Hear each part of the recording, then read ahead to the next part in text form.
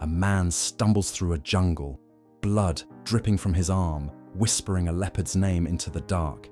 Then golden eyes glow and a low growl hums, not with hunger, but with a bond so deep it defies the wild, leading to a heart-stopping embrace no one thought possible. If you haven't subscribed yet, please join our community to keep these stories of hope, healing, and unbreakable bonds alive. Your support helps us share tales that remind us all of the power of love and redemption, mending hearts one story at a time. Also, drop a comment below to share your thoughts.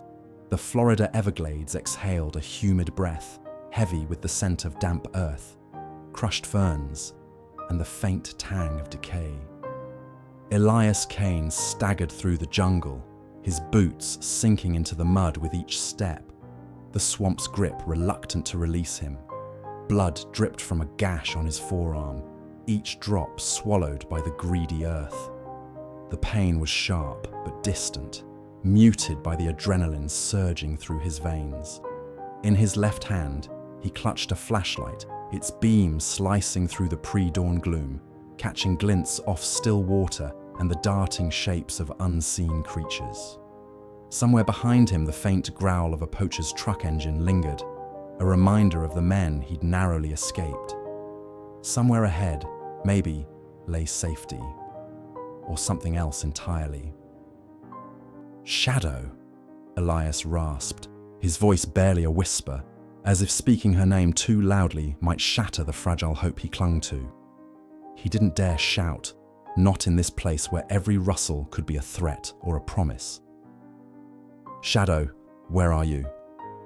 The name felt like a prayer, delicate and uncertain, offered to a jungle that gave no guarantees.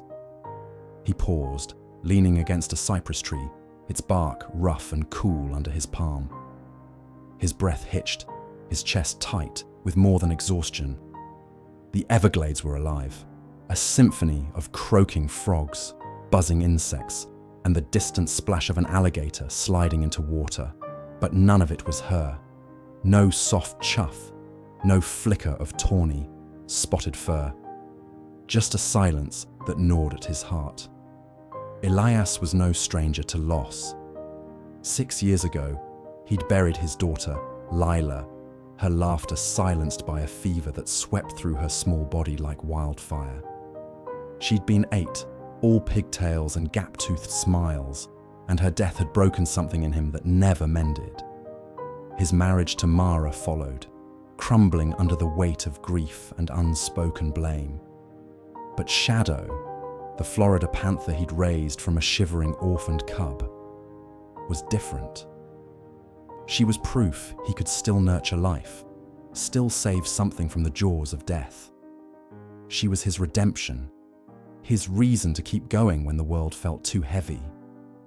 And now, stolen by poachers who saw her as a trophy, not a soul, she was gone, and the hole in his chest widened with every step. He pushed off the tree, ignoring the burn in his thighs and the throb in his arm. The flashlight beam caught a glint, something metallic, half buried in the mud. He crouched, heart pounding, and brushed the dirt away with trembling fingers. A trap, its jaws rusted but still cruel, an old relic abandoned by some long-gone hunter. Elias's stomach twisted. Shadow was out there, maybe caught in something like this. Maybe bleeding, maybe worse. He stood, scanning the darkness, and whispered her name again, softer this time, as if it might summon her. Then he saw them, 2 golden eyes, glowing like embers in the underbrush. His breath caught, his body freezing as if the jungle itself had commanded it. The eyes didn't blink, didn't waver. A low growl rumbled, deep and resonant, vibrating through the humid air like a pulse. Every instinct screamed for him to run, to raise his rifle, to do something, but his heart held him fast. He knew that sound, knew it like the rhythm of his own blood. "Shadow," he said, his voice barely audible, laced with hope and fear. The eyes moved closer, deliberate, silent. The jungle seemed to hold its breath, the cacophony of night creatures fading to a hush. Then, from the shadows, she emerged, a sleek, tawny form, muscles rippling under her spotted coat. Her tail flicked, her ears twitched, and for a moment Elias thought she'd bolt, or worse, attack. He'd raised her, yes, bottle-fed her through sleepless nights, taught her to stalk and pounce in the safety of his cabin. But 2 years ago, he'd released her into the Everglades, letting her reclaim her wildness. Nature had taken her back, hadn't it? Easy girl, he murmured, lowering the flashlight slowly, its beam pooling at his feet. It's me! Shadow stopped, her head tilting slightly, her golden eyes studying him. Her growl faded, replaced by a soft chuff, almost like a sigh. Elias's knees nearly buckled, relief flooding him so fiercely he thought he might collapse. She remembered him. After 2 years in the wild, she remembered. But then he saw it, the limp in her left foreleg, the dark stain matting her fur. Blood, fresh and glistening. 3 days earlier, Elias had been in his ranger cabin on the edge of Big Cypress National Preserve, a squat wooden structure that smelled of pine and old coffee. It was the only place he'd called home since Lila's death, a refuge from the world and its pitying stares. The cabin was cluttered with topographic maps, dog-eared field guides, and a single framed photo on the mantel. A gap-toothed Lila, her pigtails swinging as she grinned at the camera. A butterfly net clutched in her small hands. Elias avoided looking at it most days, but it was there, a quiet accusation of the life he'd failed to protect. He'd been a park ranger for 10 years, patrolling the Everglades labyrinth of mangroves, sawgrass prairies, and cypress domes. His job was to track wildlife, monitor habitats, and keep poachers at bay. A solitary existence that suited him. People asked too many questions, offered too much sympathy. The jungle didn't care about his past. It didn't whisper, "I'm sorry for your loss," or "How are you holding up?" It just demanded he show up day after day, and he did. That morning, he'd been cleaning his rifle at the kitchen table, the metallic clink of parts a familiar rhythm, when the radio crackled to life. Dr. Clara Voss's voice came through, clipped and urgent, though her calm undertone was unmistakable. Clara, a wildlife veterinarian who ran a small rescue clinic in Everglades City, was one of the few people Elias trusted. She was in her late 50s, with a grey braid that swung like a pendulum when she worked, and a no-nonsense demeanour that hid a heart as fierce as any predator's. "Elias, we've got reports of poacher activity near the Turner River," she said. "Traps, tyre tracks, the works, and there's something else." She paused, and Elias could picture her adjusting her wire-rimmed glasses, her brow furrowed. A local reported seeing a panther with a collar, an old one, like the kind we used in the early 2000s for tracking. Sound familiar? Elias's hand froze on the rifle barrel, his pulse quickening. Shadow? Could be. I know you released her, but if it's her, she's in trouble. Poachers don't care about endangered species. They'll sell her pelt, or worse, ship her to some rich collector. "I'm on it," Elias said, already standing, his chair scraping against the floor. He grabbed his pack, shoving in water, a first aid kit, and extra ammo. His mind raced, a tangle of dread and hope. Shadow had been his lifeline after Lila's death. He'd found her as a cub, barely bigger than a house cat, shivering beside her mother's body on a highway shoulder, the victim of a hit and run. He'd bottle-fed her every 2 hours, warmed her against his chest, taught her to hunt in the safety of his fenced yard. When she was 2, strong and sleek, he'd released her into the Everglades, a moment that felt like losing Lila all over again. But it was right. She belonged to the wild, not to him. Now, the thought of her caught in a trap, her freedom stolen, ignited something in him he hadn't felt in years. A fire, a purpose. He drove his battered jeep to the Turner River trailhead, the jungle swallowing the dirt road as he went. The air was thick, alive with the hum of cicadas and the distant bellow of an alligator. He parked, shouldered his pack, and hiked in, his rifle slung across his back. He hated carrying it, its weight a reminder of the violence he'd seen. Poachers' bullets, wounded animals, Lila's frail body in a hospital bed. But he needed it now, for Shadow. The first sign of trouble was a snare, its wire glinting in the sunlight like a spider's web. Elias disarmed it, his fingers steady despite the anger simmering in his chest. Poachers were getting bolder, their traps more sophisticated. Spring-loaded jaws, baited with fresh meat, designed to maim rather than kill outright. He found tire tracks next, deep and fresh, cutting through the mud toward a cypress dome. And then, near a cluster of strangler figs, he saw it. A tuft of tawny fur caught on a branch, flecked with dried blood. His heart sank. He knelt, touching the fur with a reverence he couldn't explain. "Hold on, girl," he whispered. "I'm coming." That night, he camped under a canopy of stars, the jungle's chorus his only company. He dreamed of Lila, her laughter echoing through the trees, her small hand tugging at his sleeve. "Daddy, look at the kitty," she'd said the first time she saw Shadow, her eyes wide with wonder. He woke with tears on his face, the dream so vivid he could almost smell her strawberry shampoo. He hadn't cried in years, not since the funeral. Something was shifting in him, a crack in the armor he'd built around his heart. Shadow wasn't just a panther. She was his chance to make something right, to prove he could still save someone, or something, he loved. By dawn, Elias had tracked the poachers to a makeshift camp in a clearing, the air thick with the stench of gasoline and cigarette smoke. The site was a mess, beer cans scattered like shrapnel, cigarette butts ground into the dirt, and a steel cage big enough for a bear, its bars rusted but sturdy. Elias's blood boiled at the sight of it, his fingers tightening on his rifle. The men, 3 from the voices carrying across the clearing, were sloppy but dangerous, their laughter coarse as they argued over a fire. "Boss says the cat's worth 10 grand alive," one said, his voice gravelly, like he'd smoked a pack a day for decades. "More if we sell her to that guy in Miami." "Alive's harder," another grunted, younger, with a nervous edge. "She's a fighter.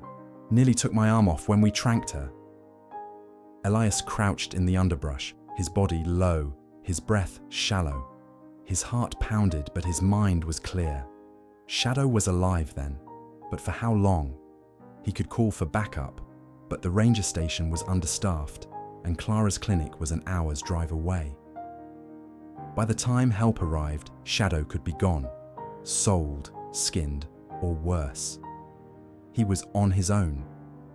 He studied the camp, noting the layout, the cage near the fire, a pickup truck parked under a tarp, a pile of traps and tranquilizer darts stacked by a tent. The men were armed, handguns at their hips, a shotgun leaning against a tree, but they weren't expecting company. Elias's advantage was surprise, but it wouldn't last long. He needed a plan, and he needed it fast. He waited until night, the jungle cloaking him in darkness.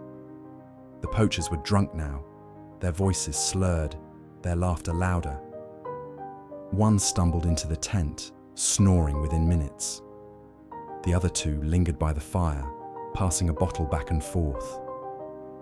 Elias moved silently, his boots soft on the damp earth, his rifle left behind to avoid its clank. He carried only a knife and bolt cutters, his breath steady despite the pulse hammering in his ears. He reached the cage, its lock heavy but rusted. The bolt cutters bit through it with a soft snick, and the door creaked open. Elias's heart leapt, expecting Shadow's tawny form to spring free, But the cage was empty. His stomach dropped. They'd moved her.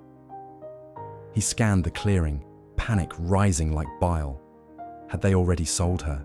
Killed her? He searched the camp, moving like a ghost, and found a tranquilizer gun on a crate, its darts tipped with a sedative strong enough to drop a gator. Beside it was a collar. Shadow's, its leather worn, its battery long dead. He clutched it, his knuckles white, the leather warm in his hand. A twig snapped behind him. Elias spun, knife raised, and froze. There she was, Shadow, tethered to a tree at the edge of the clearing, her golden eyes gleaming in the firelight. Her left leg was swollen, a trap's bite mark oozing blood, but she was alive. Her ears flicked, her body tense, and for a moment, Elias thought she didn't recognize him. She growled, low and wary, her tail lashing. "Easy, girl," he whispered, lowering the knife. "It's me." Her growl softened, her eyes narrowing as if searching his face. He approached slowly, his hands open, his voice a steady murmur. "We're getting out of here, okay? Just hold on." He cut the rope with his knife, the fibers parting under the blade. Shadow stood, limping heavily, but she didn't bolt. She pressed her shoulder against his leg, a fleeting contact that sent a shiver through him. Trust, raw and unspoken. Elias's throat tightened. She was still his shadow, even after the wild had claimed her.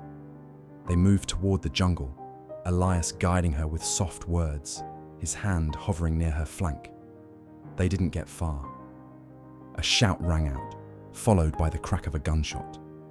The poachers were awake.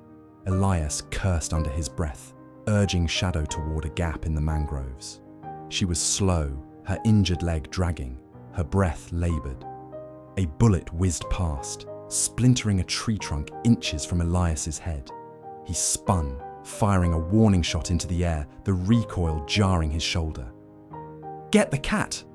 the gravelly-voiced man yelled, his flashlight beam cutting through the dark. Elias grabbed Shadow's scruff, his voice urgent. "Go, Shadow, run!" He shoved her toward the gap, praying she'd make it. She hesitated, her golden eyes locked on his, a flicker of something, fear, loyalty, love, passing between them. Then she vanished into the shadows, her limp barely slowing her. Elias ran the opposite way, drawing their fire.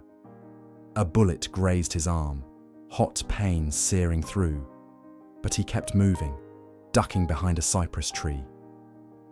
The poachers' shouts faded as they split up, one chasing Shadow, the others pursuing him. Elias's vision blurred, blood soaking his sleeve, but he didn't stop. He didn't know if Shadow had escaped. He only knew he had to survive long enough to find out. Now, staring into Shadow's golden eyes, Elias felt time collapse. She'd come back. She hadn't forgotten him. She stood before him, her tawny coat dappled with mud, her left leg held gingerly off the ground. The jungle was still alive with danger. The poachers' voices closer now, their flashlights flickering through the trees like predatory eyes. But for a moment, it was just him and Shadow, two broken souls who'd found each other again. "Come on, girl," he said, tearing a strip from his shirt to wrap his bleeding arm. The fabric was damp with sweat and blood, but it would hold for now. "We need to move." Shadow chuffed, her ears flicking back, and limped beside him, her shoulder brushing his leg. The contact was fleeting, but electric, a reminder of the bond they'd forged in quieter days, nights spent with her curled against him as a cub, her tiny purrs filling the silence of his grief. He led her toward a cypress dome he knew, a dense thicket of trees and vines where the poachers might lose their trail. The mud sucked at their feet, the air thick with the scent of algae and rot. Every step was agony for Shadow, her breath coming in shallow pants, but she didn't falter. Elias's own pain was growing harder to ignore. His arm throbbed the gash hot and swollen, infection already creeping in. His legs burned, his lungs ached, but he pushed on, driven by the need to get Shadow to safety. He thought of Lila, her small hand in his as they'd walked these trails years ago, her voice bright as she named every bird and bug. "Daddy, what's that one?" she'd ask, pointing to a heron or a dragonfly. He'd failed her, unable to save her from the fever that stole her away. He wouldn't fail Shadow. As dawn broke, painting the sky in pinks and golds, Elias found a hollow under a fallen log, just big enough for them to hide. He coaxed Shadow inside, her body trembling against his as she settled onto the damp earth. He checked her leg, wincing at the swelling. The trap had crushed muscle, maybe bone, and the wound was festering. She needed Clara's clinic, surgery, antibiotics, time to heal. But they were miles from safety, and the poachers were still out there. "You're tough, aren't you?" he murmured, stroking her fur. It was coarse under his fingers, matted with blood and mud, but warm with life. Shadow leaned into his touch, her eyes half closed, a soft chuff escaping her. Elias's chest tightened, tears prickling his eyes. For the first time in years, he felt a flicker of purpose, a reason to keep fighting. He wasn't just saving Shadow, he was saving himself.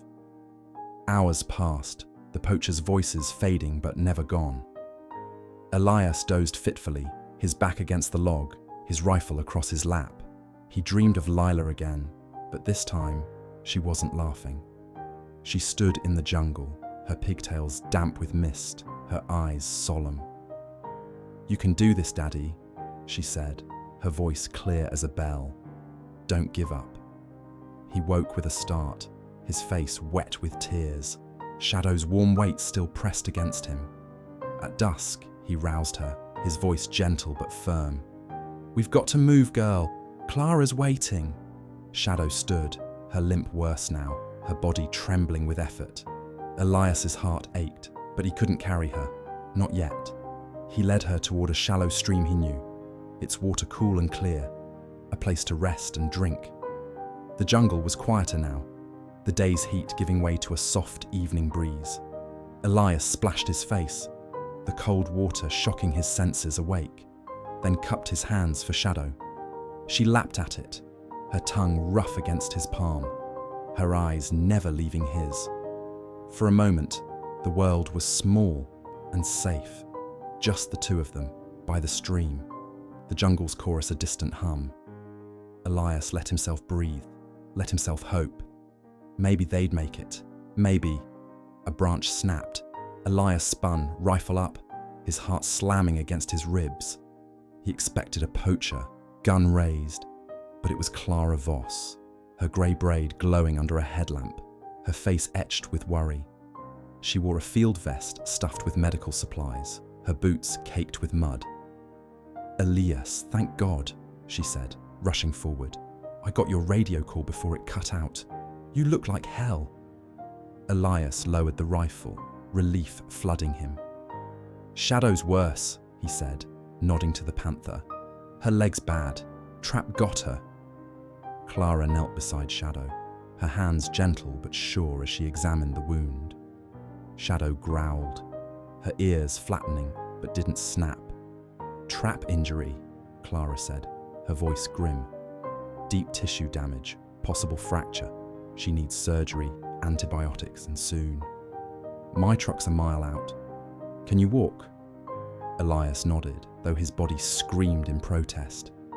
His arm was a furnace now, his vision swimming at the edges. "I'll manage." Clara glanced at him, her eyes narrowing. "You're hurt too. Don't play hero, Elias. We need you alive." They moved together, Clara supporting Shadow's other side, the panther's weight shared between them. Shadow's limping steps were agonizingly slow, her breath ragged, but she pressed on, her trust in them absolute. Elias's own steps grew heavier, his arm throbbing in time with his pulse, but he focused on Shadow's golden eyes, on the promise he'd made to save her. The mile to the truck felt like 10, the jungle a maze of roots and vines that snagged their feet. Clara kept up a steady stream of encouragement, her voice a lifeline. "Almost there, girl. You're a fighter, aren't you?" she said to Shadow, then glanced at Elias. "Both of you are." They reached the truck as stars began to prick the sky, their light filtering through the canopy. Clara had parked off a service road, the vehicle's battered frame a welcome sight. They eased Shadow into the back, where Clara had laid a tarp and blankets. The panther collapsed with a soft chuff, her eyes half closed, her body spent. Elias climbed into the passenger seat, his own strength fading, the world tilting as Clara started the engine. At the clinic, a low brick building on the edge of Everglades City, Clara worked fast. She sedated Shadow, her hands steady as she prepped for surgery. Elias watched through the window, too weak to stand, until Clara's assistant, a young woman named Mia, guided him to a cot. "You're next," Mia said, cleaning his arm with antiseptic that stung like fire. Clara's orders. Elias barely registered the needle, the stitches, the antibiotics. He paced outside the surgery room, the antiseptic smell churning memories of Lila's last days, beeping monitors, sterile sheets, her small hand cold in his. He sank onto a bench, head in hands, and let the grief come, not just for Lila, but for the man he'd been, the man who'd stopped fighting, who'd let loss define him. Clara emerged hours later, her face lined with exhaustion, but her eyes bright. "She'll heal," she said, pulling off her gloves. "The trap did a number on her leg, but she's strong. You got her to me in time." Elias exhaled, tears burning his eyes. "And me?" Clara gave him a tired smile. "You'll live, but you need rest, antibiotics, and no more playing Rambo." Elias nodded, his throat too tight to speak. He thought of Lila's dream voice, "You can do this, Daddy," and felt a weight lift, not gone, but lighter. Weeks later, Shadow was back on her feet, her legs scarred but strong. Elias visited her daily at the clinic, bringing chunks of venison from a local hunter, sitting by her enclosure as she chuffed at him through the fence. Her golden eyes followed him, calm but alert, and each visit felt like a small miracle. The poachers had been arrested, their camp dismantled, their traps confiscated, but Elias knew the jungle held more dangers, more traps, more men who saw beauty as profit. Shadow couldn't go back to the wild yet, not until her leg was fully healed, maybe not ever. Clara watched him closely during those weeks, her sharp eyes missing nothing. "You're different," she said one afternoon, leaning against the clinic's porch railing, a mug of coffee in her hands. "Not just the arm, something else." Elias shrugged, his gaze on Shadow, who was stalking a rubber ball in her enclosure, her tail flicking with playful intent. "She gave me a reason to keep going," he said. "After Lila, I didn't think I had it in me." Clara nodded, her expression softening. "Animals do that. They don't ask for much, but they give everything. Shadow's lucky to have you." Elias shook his head. "I'm the lucky one." That evening, as the sun set over Everglades City, painting the sky in hues of orange and purple, Clara called Elias to the field behind the clinic. It was a grassy expanse bordered by mangroves, a place where Clara sometimes released healed animals. Shadow was there, uncollared, her coat gleaming in the fading light. Clara had opened the gate of her temporary enclosure, the metal creaking softly. "She's ready," Clara said, her voice thick with emotion. "Her leg's strong enough, and she's eating well. She can go back to the wild." But she hesitated, glancing at Shadow. "She wouldn't leave without you." Elias's heart thudded, a mix of joy and sorrow. He walked toward Shadow, his boots soft on the grass, his breath uneven. She watched him, still as a statue, her golden eyes unblinking. He stopped a few feet away, expecting her to turn, to slip into the jungle as she had before. She was wild, after all. He'd always known this moment would come, but Shadow didn't run. She took a step forward, then another, her movements fluid despite the faint scar on her leg. The air seemed to hold its breath, the jungle's hum fading to a whisper. Elias's pulse roared in his ears, his hands trembling at his sides. He opened his mouth to speak, to say goodbye, but the words caught in his throat.